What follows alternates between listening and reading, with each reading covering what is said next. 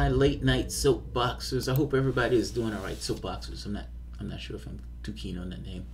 And let me remove John Bolton here for the moment. I tend to like to start with my image, but I don't always remember the image. So that said, let's do the news. It's 3 in the morning. Let's do the news. Screw it. That means I'm going to be up all night and be up all day because there's no way I'm getting up. Like, going to bed. It's one thing if you're up. It's kind of like in college where you have, go to class in the morning. What am I going to do? Am I going to go to bed for 2 hours?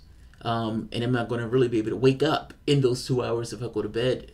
Then no. The answer becomes I don't go to bed. I just stay up and just keep it going, keep it moving. So that's probably what is going to take place today. But there were several stories that I want to get to. These were some of them. These ones are small.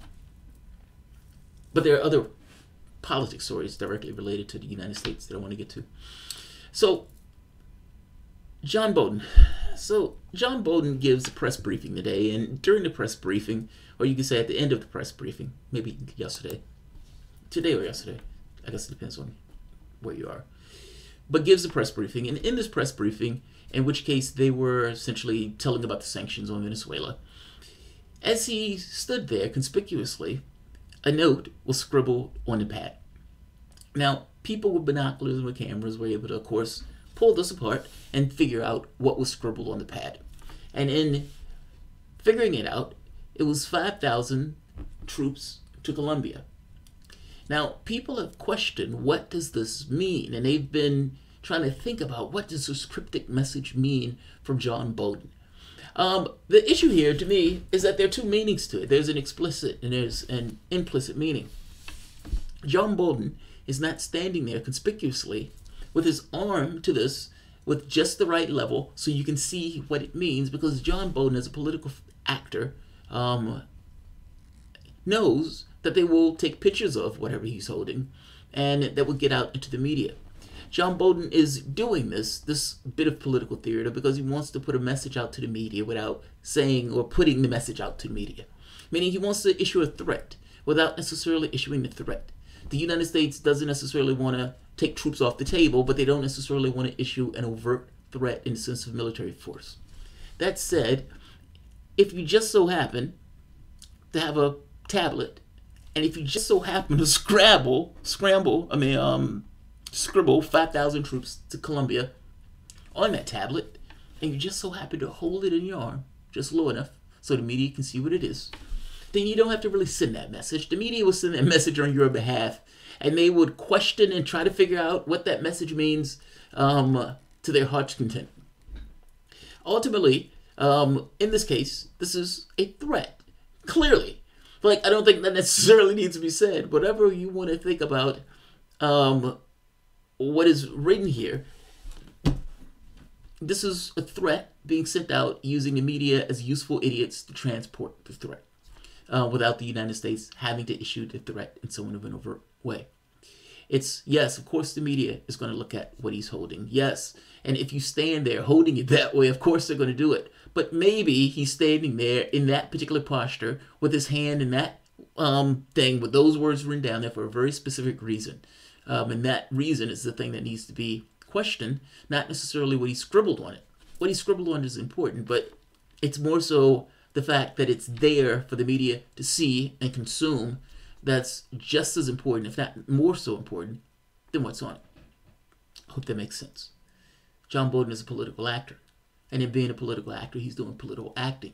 And in this kind of being mysterious with, 5,000 troops. That is somewhat of a provocative thing to say, that you're going to send troops into somebody else's country. Well, technically he never said it. He just wrote it down on the tablet, and that could mean anything. Come on, they're talking about Venezuela. That's the first point. The fact that he's there in and of himself has a message associated with it. Like I said, people are effectively what they're going to do in those positions. People of policy. John Bolton is somewhat of a maniac. You can call him a weapon in and of himself in regards to what he tries to accomplish and the chaos that he consumes or creates. This is a political stunt. That's the first point. The second point is what it means. Now, what it means, of course, is somewhat of a threat, not even a veiled threat, to the Venezuelan government. Now, Donald Trump is not, or you can say the government of the United States, the regime of the United States, has not tried to tamp down on the tension created by putting something provocative out like that. Ultimately, what they've made the point when asked about this, two people were at two governments, Colombia itself and the United States. So right here, White House not tamping down tensions after Bolton seen holding a notepad with the words 5,000 troops to Colombia. The White House is not tamping down on tensions after National Security Advisor John Bolton was seen Monday holding a legal pad inscribed with the words 5,000 troops to Colombia. As the president has said, all options are on the table, a White House spokesman said when asked for an explanation of the notes, which were seen during a press briefing about sanctions to Venezuela. And on top of this, when Colombia was asked about this, Colombia, again, we have no idea what he's talking about. We knew nothing about this. Now, whether that's true or not is unknown. Whether the 5,000 troops is supposed to be going to Venezuela, unknown. It's unknown if any troops are going to Venezuela in this case, or going to Colombia. The note itself is the point. What's written on it, yes, gives context. But the fact that he's seen holding the note itself is the point, is the threat.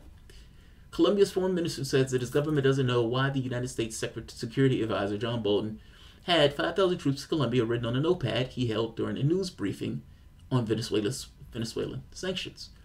In a brief address Monday evening, Foreign Minister Carlos Holmes said Colombia does not know the importance and reason for Bolton's note. He added that Colombia will continue to acting politically and diplomatically so that the democratic order is restored in Venezuela and new elections are held. Well, most of what this guy is saying are just nonsense, or I would call him being massively disingenuous. It's possible that he knows exactly why Bolton is holding that note. It's possible he doesn't. For all we know, John Bolton could have wrote that note just before he came out there in order to kind of put some kind of, threat in the air without necessarily being direct and putting the threat in the air. All of these things are, for the most part, unknown. That said, we are working with the allies in the region. Whether those allies in the region are going to be a proxy force for the United States at this point is unknown. To some degree, that note that John Bolton is holding could be somewhat of a prelude to it. The person, Elliot Abrams, that they're put in the helm of overtop this kind of special envoy to Venezuela, his specialty is coups and overthrowing other governments. And having essentially no moral fiber at all. I mean, ultimately, if you look at some of the stuff that he was doing, supporting and backing genocides, it's utterly gross. So this gives you this idea on what is going to take place in regards to the Trump administration's policy towards Venezuela. It is troubling, to say the least. That said, I would try to point people in a direction that the note is less important than the fact that you're seeing what's on that note. Context is Venezuela. The 5,000 troops to Colombia is a provocative statement in of itself, and the provocativeness, I'm saying that wrong. The way that oh God, I'm going to destroy this word. But the provocativeness of it. 5,000 troops. Where are you sending military to? Wow, that's amazing. You're sending military. But what does it mean? Well, it means that you're essentially talking about some kind of military force being in or near Colombia, either of Colombians or the United States troops. Just on its face.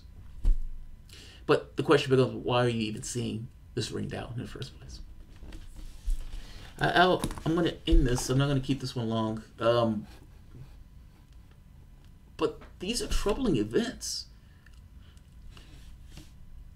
I'm not going to go back to it. I just, the fact that this is not hidden is amazing. It's not that it's okay if it's hidden. That's not it. It's just something about it being more explicit that makes it worse. It's one thing if it's cheating on me. Oh, that hurts, that burns. And we may pretend for the kids that this is not taking place, even though I know this is taking place. It's another thing if you're telling me about the woman that you're cheating on me with, or about the man that you're cheating on me with, whatever. It makes it worse to know. It makes it worse to know.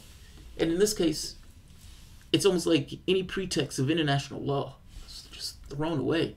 This is not United States law that's provoking the behavior. This is one country colluding with other countries to prey on this country that they don't like because it's not necessarily following the order to which they want it to follow. And let's be very clear and honest that a lot of this has to do with getting their hands on Venezuelan oil. Not just oil, but also mineral rights. They can't get it under Maduro. They can definitely get it under their guy. Going back to essentially this kind of pattern of South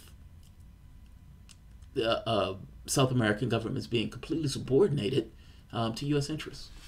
So I'm going to end this. Trudy, I hope you get some rest tonight. I don't know, Trudy. I don't think it's going to take place, but we'll see. I may have another story or two after this one, but we'll see.